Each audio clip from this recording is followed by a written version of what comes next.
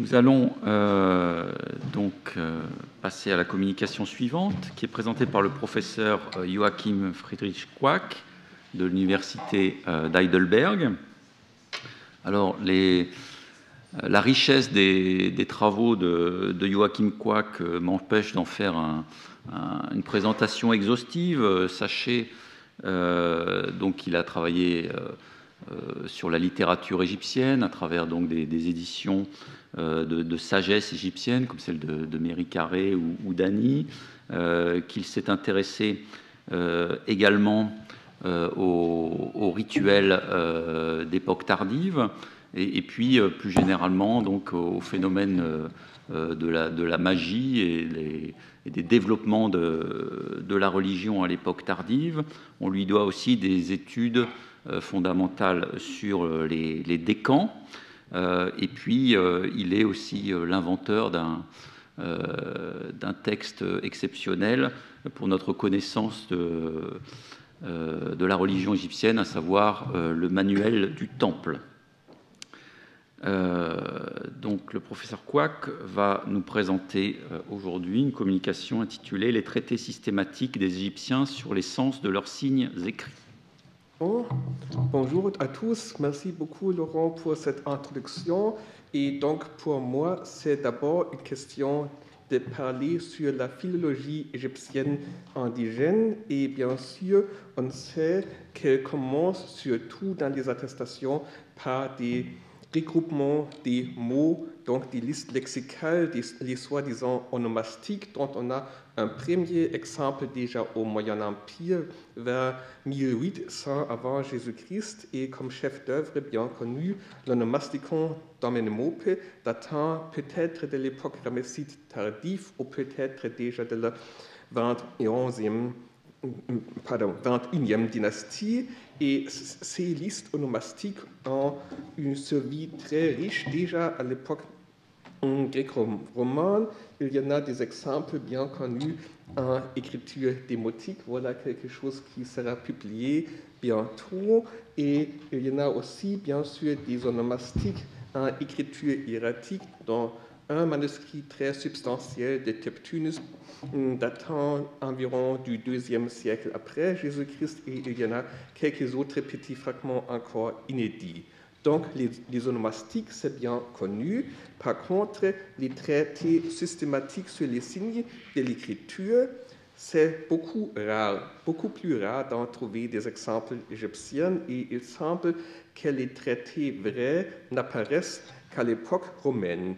Pour donner un peu plus de poids à cette constatation, il faut aussi brièvement discuter un fragment de papyrus datant de l'époque ramesside plutôt tardive, c'est le papyrus Turin, catalogue 1969, et déjà dans sa première édition par Plate, il a été proposé qu'il s'agirait des signes hiératiques pour lesquels des explications seraient données. Vous voyez bien les grands signes tout à droite, très élaborés, et puis des lignes individuelles. Et ce papyrus a été aussi mentionné quelques fois plus tard comme exemple ancien d'une liste des signes.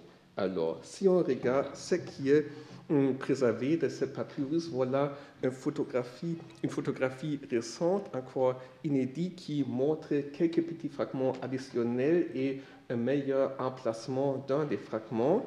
On s'aperçoit que c'est en réalité un texte hymnique qui commence en haut avec Nefer Septeux, donc très beau, et puis un mot qui est en partie détruit. Je ne suis pas tout à fait sûr, peut-être c'est Weben comme est beau ton levé, donc dirigé au dieu soleil. Et on voit aussi très bien, par exemple, les... Est-ce qu'il y a... Pardon. Qu'est-ce que c'est passé? Bon. Alors... Ça marche comment? Non, c'est pas pour avancer. Le curseur, c'est là. Ah. Alors, ça ne marche pas très bien. Non, pas du tout. Pardon. Ah bon, j'espère que vous pouvez reconnaître le dieu à 4 têtes de bélier. Et puis, on a partiellement préservé une ligne, celui qui a probablement reconstruit 4 têtes sur un seul nuque. Et puis probablement Serbiao Punt qui annonce les merveilles de Punt. Donc ce sont des épithètes bien connues du dieu soleil. Il y a toujours une connexion réelle avec les signes élaborés et la ligne qui suit. Mais quand même, ce n'est pas nécessairement une liste de signes telle qu'elle. Donc pas du tout un traité réel sur le sens des signes, mais disons les signes élaborés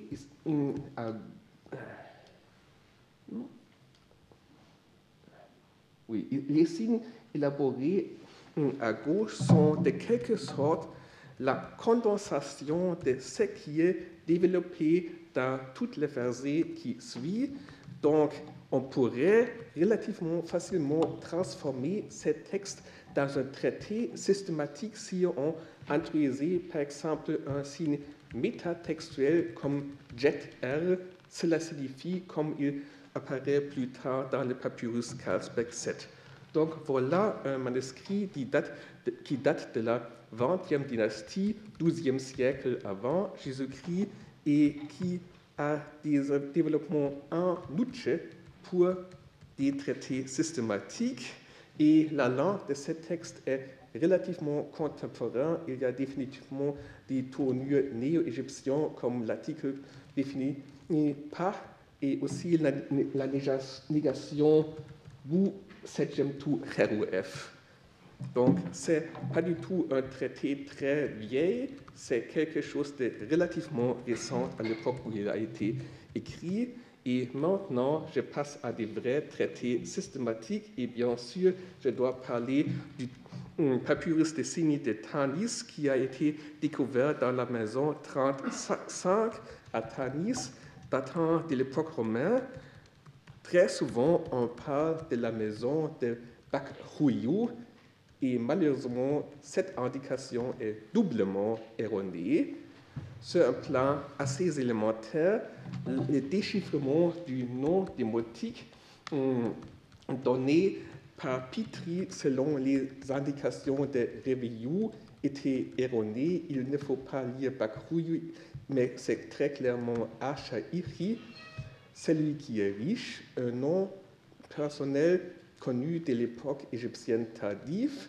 Donc, ça, c'est facile. L'autre chose, c'est plus difficile. Est-ce que cette statue montre vraiment le propriétaire de la maison?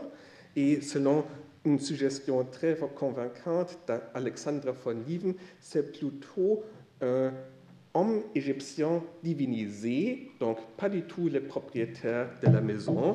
Mais passons maintenant au papyrus lui-même. Ce papyrus a été brûlé plus ou moins, donc il est carbonisé et sa lecture est vraiment difficile, même si on regarde l'original. Et en fait, ce qui est beaucoup plus facile à lire que l'original, ce sont des images multispectrales. Vous voyez comment ça se montre dans une première étape. Et si on joue un peu avec contraste et brillance en Photoshop, on arrive à des résultats qui sont assez nets à lire. Je montrerai plutôt des images à traits de Griffiths, mais parfois il y a des corrections nécessaires à faire. Donc, c'est un trait qui s'opère en toujours 3 niveaux pour un seul signe. Il y a des signes arrangés en colonne. On a d'abord un signe très élaboré, très beau dessin hiéroglyphique. Puis, il y a le même signe en hiératique. Et puis, aussi en hiératique, il y a l'indication de quoi il s'agit. Par exemple, ici, on voit bien la grenouille et on voit aussi le mot « kerel » qui dessine effectivement la grenouille. Et donc, si on regarde ce qui est linguistiquement possible dans ce texte, il y a quelques solution, pas vraiment un grand nombre sur le niveau linguistique. Il y a d'abord les substantifs simples, ce qui est bien sûr fréquent. Il y a un substantif en annexion avec un autre substantif et aussi un substantif avec une phrase circonstancielle suivante qui sert pour une phrase relative après un substantif non déterminé. Et il y a quelques exemples où il semble qu'il y a un IOF 7e comme présent 1 initial démotique. À vrai dire, je ne suis pas tout à fait sûr s'il s'agit vraiment d'un présent 1 initial ou si c'est plutôt une phrase circonstancielle avec le substantif de référence non pas expliqué. Donc, on voit bien les exemples. Le phallus, c'est clair, et le bras fort du guerrier, avec bien sûr les outils de guerre, et Pet US Tchechen, le ciel étincelant, aussi bien connu aux égyptologues. Et ici, si c'est vraiment un présent 1 initial, il est tombé, sauf qu'il faut sous-entendre un homme qui est tombé. C'est quelque chose que l'on pourrait peut-être discuter. Ça serait d'un intérêt pour moi aussi. Griffith a proposé qu'il y avait des cas où un petit point servirait à séparer deux explications différentes. Il a donné l'exemple du disque solaire avec les notes Iten, disque solaire, et Heru, joueur. J'ai regardé de très près, aussi comparé avec des exemples où la lecture de ce soi-disant point est claire, et je dirais ce point supposé c'est un N très bref qui apparaît de cette façon dans des textes hiératiques de l'époque romane, dont, à mon sens, il faut comprendre Iten N Heru, disque du joueur. Oui, il y a une indication que je trouve un peu plus intéressante, c'est une forme élaborée de la chœur avec la notice IP IUF Maui. Le mât que l'on voit ici n'a pas très bien copié par Griffiths, donc ça c'est un peu remarquable. On voit peut-être une forme de chœur, mais de quoi est-ce qu'on pourrait reconnaître que ce chœur est en train de réfléchir? En tout cas, l'explication donne du sens parce que c'est le signe, bien sûr, pour Maui, et Maui veut dire réfléchir, mais quand même, à l'origine de ce signe, c'était une vase de granit. Donc ça, c'est un cas assez remarquable et un peu extraordinaire. Ailleurs, les notices sont souvent très brèves, donc on peut difficilement les analyser d'un point de vue linguistique. Moi, je dirais que là où on le peut, c'est clairement du démotique. Donc, très récente, c'est à noter, on n'utilise pas du tout une langue sacrée ancienne, on utilise la langue contemporaine. Le début de ce texte est perdu.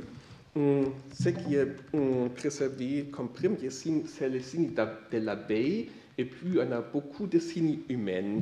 C'est un peu bizarre, mais c'est possible que l'abeille, c'est, disons, tout simplement mis ici parce que l'abeille sert très souvent à écrire les titres rois de Basse-Égypte. Donc on pourrait supposer que dans la colonne précédente perdue, il y avait d'abord un signe humain pour le roi, et puis les signes pour Nezu, roi de Haute-Égypte, et on commence sur la prochaine page avec le roi de Basse-Égypte. Donc on a beaucoup de signes humains, et je dois dire aussi quelque chose autre qui n'est pas très bien connu, c'est que l'ordre des fragments dans l'édition de Griffiths ne correspond pas du tout à l'ordre des fragments dans les sous-vers.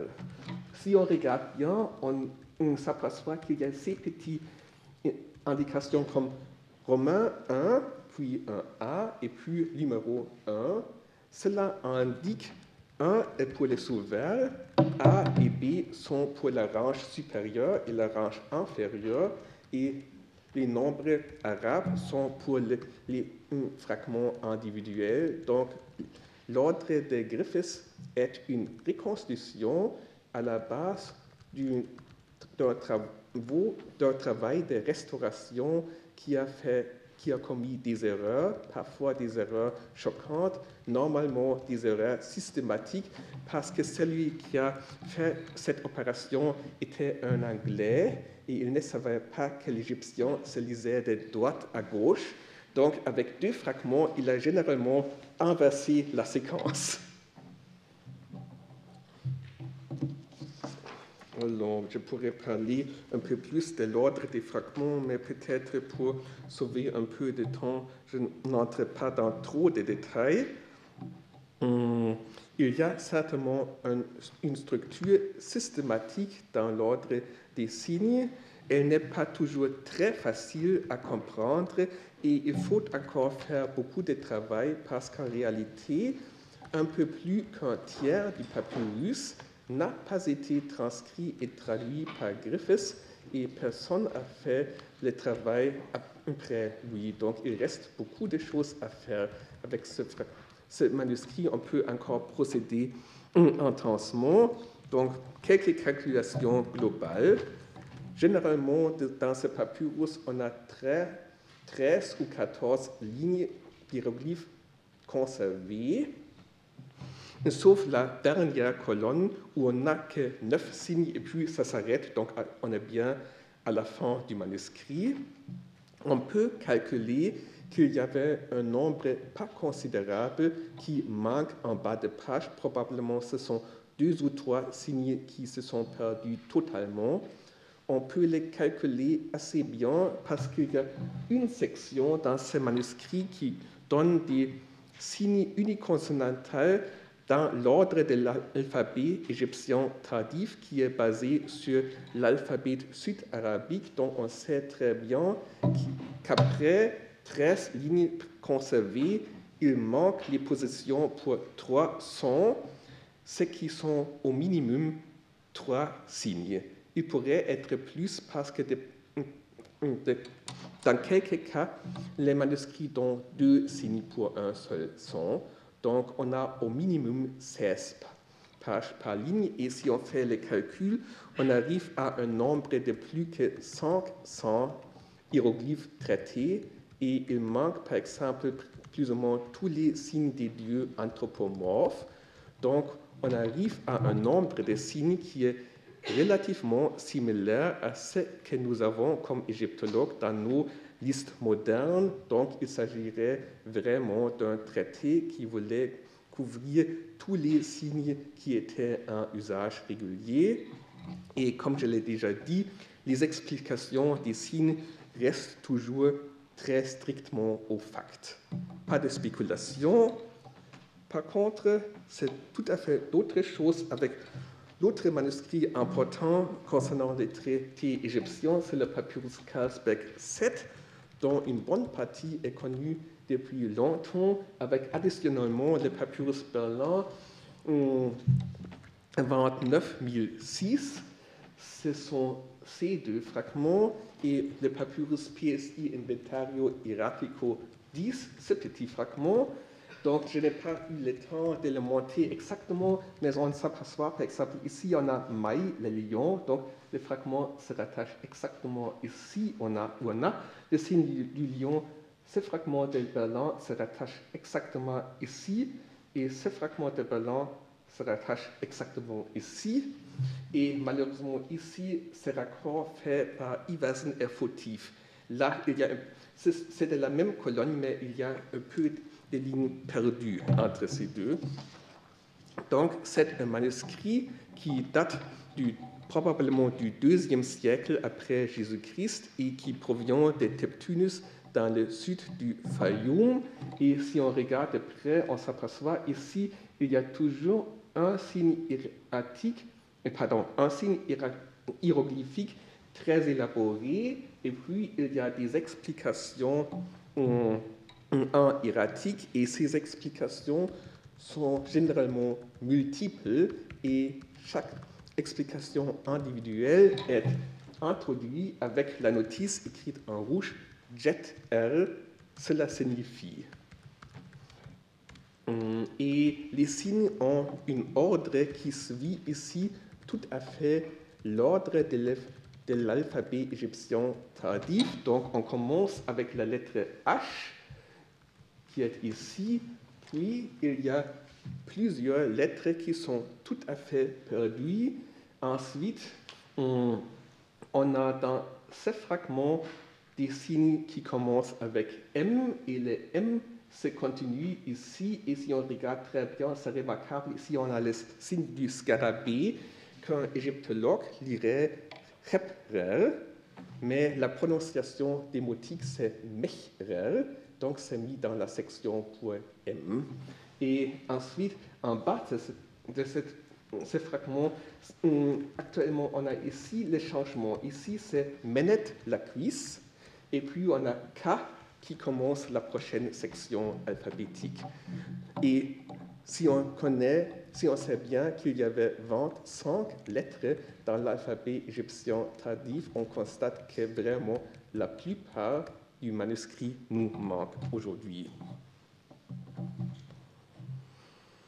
Alors, mais au moins dans ce qui reste, on a la plupart du titre original, donc c'est le début du travail des signes, délier des difficultés, ouvrir des problèmes, lacunes, avec ce qui leur appartient, variante, ce qui advient sur eux, pour délier ce qui a été déversé par les dieux et les nobles ancêtres, initiation des coutumes sacrées dans les noms et les cités des dieux, ouvrir de nouveau lacune et plus probablement à restituer, qui fut trouvé sur un rouleau de cuir dans le temple d'Osiris, le premier de l'Ouest, le seigneur d'Abydos, dans une chapelle, et fin de la phrase probablement perdue, on s'attendrait encore à une indication du date.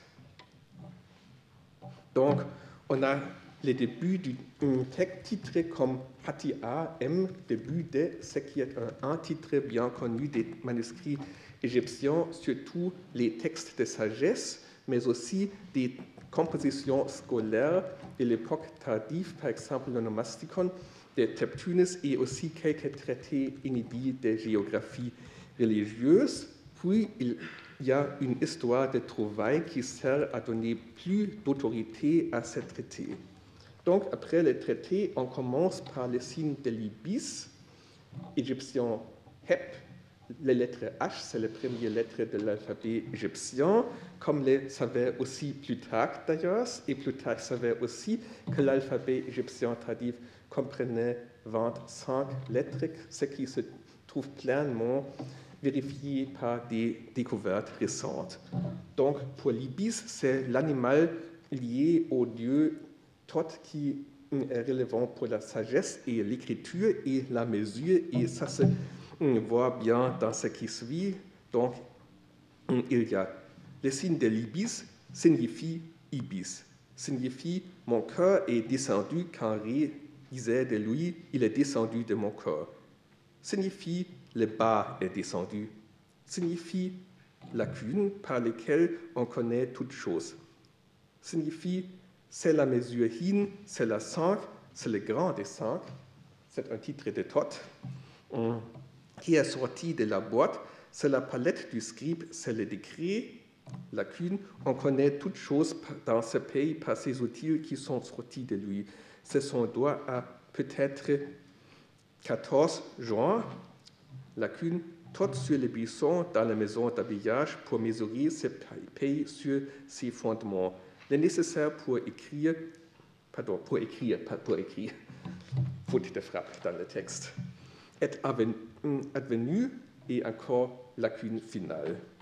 Donc c'est relativement élaboré et aussi le signe suivant, le disque solaire est aussi très élaboré. Donc on a le disque solaire, signifie jour, signifie le dieu soleil à son lever le matin, grâce à qui tout ce qui existe est reconnu. Signifie la grande Enya qui fut initiée, lacune. On dessine l'œil comme Énéade. Le disque solaire est advenu de l'œil droit du jour. C'est une vautour femelle, celle qui met une corde à l'arc. C'est la mère, lacune. Tatenen, c'est le mâle. plurius advient, puis passage peu lisible, c'est Nate qui est réuni à mon corps, et ça se finit de nouveau en lacu.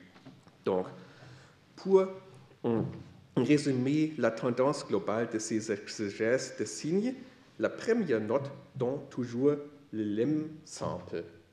Hep, libis ou heru, les jours.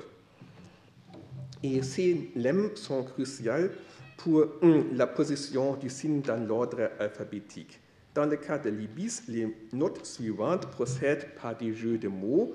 On a hai ipi, mon cœur est descendu, qui correspond bien à la prononciation tardive hiboi pour libis. Et bien sûr, jeu de mots n'est pas une expression très heureuse parce que pour les Égyptiens, ce procédé était un moyen de faire du sens du monde en trouvant des relations profondes entre ceux qui sonnaient similaires. Dans quelques cas, donc ensuite, on a des explications de plus en plus théologiques où on exploite la situation de l'ibis comme oiseau du dieu Thoth. Et aussi pour les disques solaires, on scrutine ce qui est en relation avec le dieu soleil à son lever. Il faut aussi noter que dans quelques cas, il y a des explications plus basales sur la nature du lemme. Par exemple, il y a le disque solaire à rayons qui est premièrement utilisé comme Henmemet. C'est une groupe de la population égyptienne et c'était une groupe, disons, si traditionnelle et si vidée de sens clair que l'on a d'abord indiqué que c'est le peuple d'Atum. Donc, dans des cas où les mots étaient un peu obsolètes, on a indiqué ces explications avant de procéder aux élaborations plus symboliques.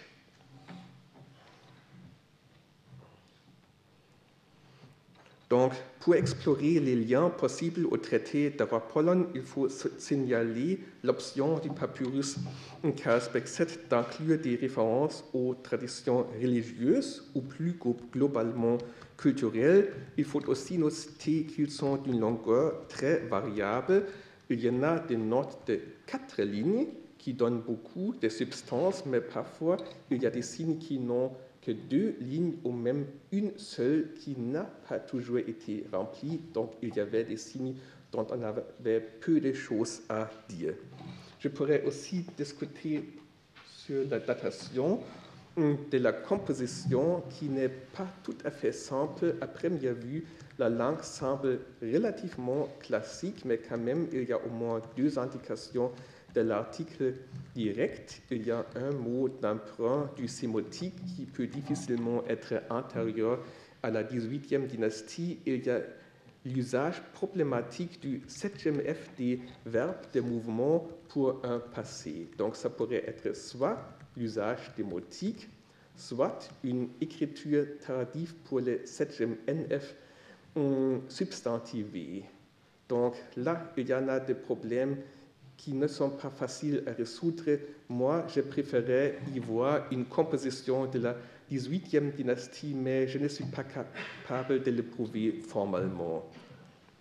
Donc, on voit que Papyrus Carlsberg 7 donne des explications symboliques, mais il n'y a pas de raisonnement explicite pour prouver pourquoi on utilise un certain signe avec une valeur spécifique. Et le lemme, normalement, est très facile et pas chargé de symbolisme, donc cela se laisse comprendre. Et les élaborations culturelles et religieuses donnent une argumentation implicite que l'usage du signe n'est pas fortuit, mais basé sur des motivations plus profondes. Quand même, jusqu'ici, on ne connaît aucun traité systématique qui rassemble de telles motivations explicites pour l'usage de tous les signes. Par contre, il y en a des notices ponctuelles dans le cadre d'autres compositions qui raisonnent explicitement pourquoi certains signes sont utilisés pour certains mots et expressions les mieux connues sont ceux du papyrus Jumillac et du mythe de l'œil du soleil, mais donc moi je parlerai d'un autre. Oh, et il semble ici, il me manque une image. Qu'est-ce que c'est?